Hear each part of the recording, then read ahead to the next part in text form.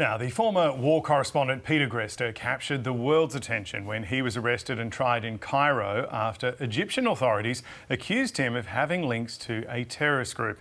10 years later, his remarkable story is being told on film.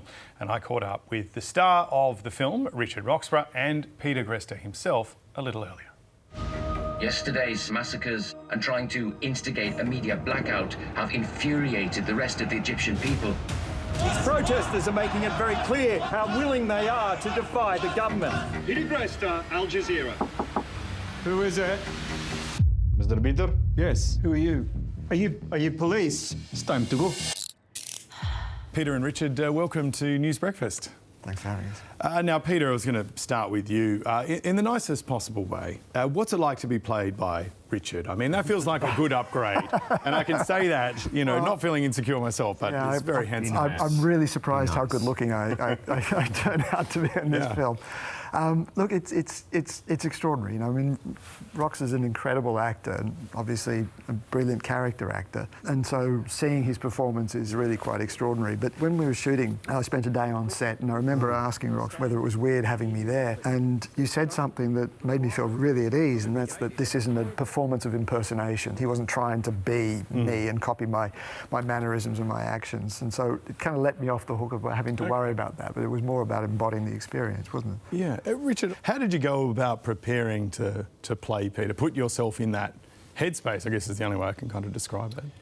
Look, I guess it's, you know, a lot of it is, it was really useful having Peter there. So we met at the first read-through, which was great, and Peter was a great supporter of the project from the get-go. So that put my mind at ease and was incredibly helpful. As Peter was saying, it wasn't ever going to be a kind of look-alike contest. It was more a feel-alike contest. So it was about trying to empathetically engage with what the particular horrors were of what he underwent, which is the actor's craft, really.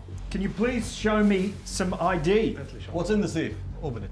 I am not going to open my safe until I see some form of ID. I'm going to be slightly self-indulgent. I mean, as journalists have travelled overseas, I mean, there's two things you always worry in the back of your mind. One, that you or one of your team might get shot, and two, that you might get arbitrarily detained. These are things that happen surprisingly regularly. How was it watching the film for you, Peter? Because I think I felt things when I watched it, and I'm sure, having lived through that, you really must have gone, that's a difficult thing to revisit. Yeah, the first time I saw it was really quite confronting. The thing that it really nailed was the feeling of it, the kind of mood, the atmosphere, the kind of sense of capturing what I was going through at that time. Claustrophobia? Because it feels like that with the walls. Yeah, and that was something that the director, Chris Stenders, absolutely nailed. The sort of feeling of being enclosed, of being constrained, of being confined, of losing your sense of agency and control. Richard, this is filmed in Sydney, and you are pretty much in every single shot. That must have been an exhausting shoot for you. Yeah, it was a singular shoot in the sense that Creve Stenders, the director, said from the get-go that he wanted it to be a POV film,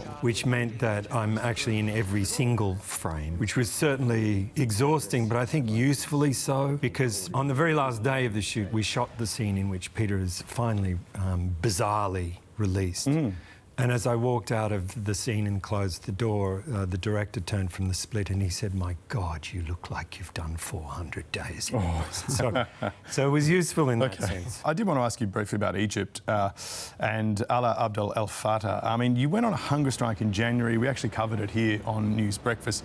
Until I saw the film, though, I've got to admit, I didn't actually really emotionally get why he was so important to you. Yeah, he was an incredible guy. And I'm really pleased you mentioned that, because Allaa is still in prison. He was released a short time after I was, but then rearrested and sent back to jail. He was the guy that really gave me the psychological tools to get through prison. He understood that prison was a psychological challenge. He understood the mechanisms, the kind of psychological strategies you needed to adopt, and really helped me cope with those crucial early stages. But he also gave me the strategic tools. He was the guy that inspired the letters that I wrote from prison that initially really helped drive the campaign that ultimately got me out. So for both those very deep psychological reasons, but also for political reasons, I really owe him my life. How difficult is it for you to travel around the world at the moment? Because technically, I mean, this, there was a retrial, without going into all the details, there's a retrial, but essentially you were convicted in absentia again, and there's this outstanding warrant for your arrest if you were to ever go back to Egypt, which I'm guessing you're never going to. But that has consequences, right, elsewhere? Yeah, it does, yeah, huge consequences. As you said, there are a whole range of countries that have extradition treaties with Egypt, and my lawyers have drafted up a list with red, green and yellow countries that I can go to. There are some that are completely off the table.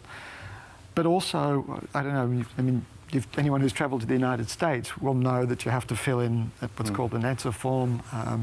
That asks the question, have you ever been convicted of any criminal offence? And I have to say yes, and then it says, please explain, and I have to say, well, right. Terrorism, yeah. Yeah. Yes.